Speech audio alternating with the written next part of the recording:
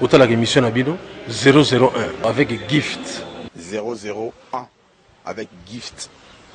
Les leaders Nabino. Hein? Leaders Nabino. 001 Gift. Le cadeau du pays. Gift. Beau garçon. Avec Madia Gift. Le cadeau du pays. Cadeau du pays. Cadeau du pays. Oui, Gift. Le cadeau. Le cadeau de la nation. Depuis Nanga, Gift à number one. Voilà cadeau et pays. Cadeau et pays. Cadeau et pays. On va retenir ici que Félix Kwazego lobby dim pour na lelo ba pasteur na biso baza na droit ya kozwa dim te. Félix Kwazego a dit que dim est obligatoire te et puis ba pasteur baza na droit nango te. C'est ça si je n'ai pas massacré vos propos. D'abord pasteur oa olinga odisité na ngai il faut la sûr que tanga Bible bandeli tisuka. Au moins déjà ba pasteur bere ba olongwa déjà parce que mingi batanga na bango te. Alors net siko mwanda mwana batanga ngo. Siko tokoka na bango, no yebisa bango que dim ezali pona esalamaki pona ba lévitique. Siko to réfléchir boy. Sauf ba pesa ba 10% wana. Mutu lokola Bill Gates, église oyo asambelaka wana. Donc c'est que pasteur wana non leki na mbongo. Finalement comme l'homme le plus riche du monde. Ah bah oui parce que chaque mois Bill Gates a 82 milliards de dollars. Donc faut pesa à peu près 8 milliards pas pasteur wana. Dim mais ça gain mensuel, c'est-à-dire Bill Gates ne gagne pas 82 milliards plutôt par mois. Pour dim, c'est leur explication à pasteur. Pour dans ce côté la bangoté, c'est leur explication à bango. La dim c'est le 10% de votre revenu mensuel. Oui, mais ils allaient biblique té, ils allaient qui pona bana Israël. Beaucoup de chanteurs comme ça, il y a que les autres orchestres télémi. La Roye Mbakuna, la DIP, mais aujourd'hui, on dirait que l'accent est devenu beaucoup plus seulement sur Oazé, quoique même sur les animateurs. C'est vrai qu'il y a l'animateur Eclipse, à boire à Fimbo, malgré le succès de Fimbo, mais on dirait que le succès ne colle pas trop à l'animateur ou même aux gens de l'orchestre que plutôt à Félix Oazé lui-même. C'est dû à quoi? Non, ça, son albino qui n'a une explication, on peut ça au gift. On a un cours public. Mais on a un début avec explication. Pour nous, ils allaient d'abord les musiciens à la télévision. Quand ça pour aller à la télévision, il faut que bandeng mona waze quoi. Ce que tant aïbi ka ko bandeng mona te azoki ma télévision. Alors on a période d'aba Jos bango bazaki un peu plus dynamique.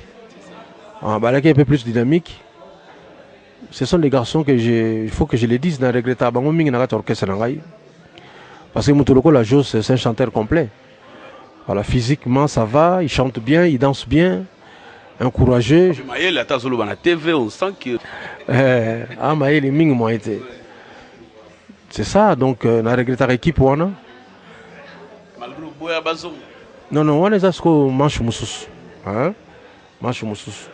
Bakoya kolongwa na orchestre mais que kono kota pa ya mutu otozo kana na yete ezalo kwa ndeti gift ndeyo zana zo souhaiter yango te mais bokama ina mwasi na yo sikoyo akelinga kaka mutu ndeti boyo kana bien te ozomona te ke azo angolo kwa suku séparation te makolo kwa skoli wana yo voilà soki nazaka na secret moko boyo to kisi to eloko moko besala ke ngana fonctionner mais bana balinga memango kuna ozaka ba Jos malgré dynamisme na bango mais yo moko pe bando pousser bango on sentait cela on dirait déception on a et ça là qu'aujourd'hui non mais c'est à dire que ça li beau gift elle dit que nazomona te joueur nini to coach ni nango aolinga na équipe na ye azalaka na deux bons joueurs moni faut souhaiter que ba nyonso ba betaka bien moni souci nange zali que ba on se basa la ba vedette période moko papa mbakenanga poto orchestre tikela maboko a emenea ba danse ezobima banzembo ezobima le longa na kotika orchestre même na ke voyage na kotika na maboko nani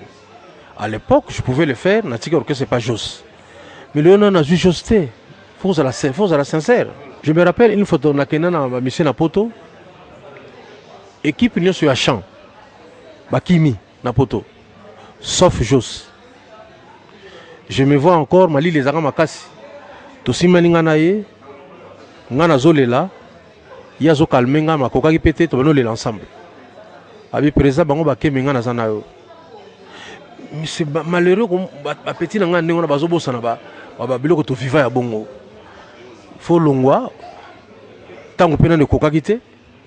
Ok, quand taper sous ce pays, il fallait pas. Je pense que tant que mon sali ma bête, yo sali ozo sala au niveau salaye ma bé. Je pense que fait balukela okaka. Mon ingane na zaboy. Na ko sala pena intérim ya Angelo moko. So Angelo mo azo déranger na likolo ça maintenant babo. Zana no waze ko ya kana mikolo sala na place na ye. Kwani Na ça tellement bon. Ah, nzambe pe ko signer pas bien Angelo, d'ailleurs olongo libela. Y a-t-il un album qui a marqué la carrière de Félix Oazekwa de manière particulière? Oui, ça dit d'abord signature parce que tout ça qui est a poto.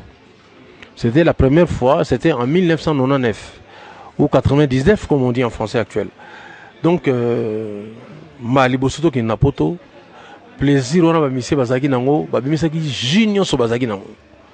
So que album on a signature au sentir détermination zawana.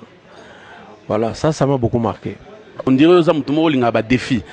Depuis un certain temps, bah défi ça sauté. On dirait l'album mango pe zobi manango mais et eux en pleurs l'album a sérieux on parce qu'à l'époque ceux qui osaient quoi bimisi yo nani. Donc ozo yo ozo sentir l'énergie dont on venait de parler là, et se faire sentir même dans la manière de chanter, dans la manière de danser, na ba krina succès.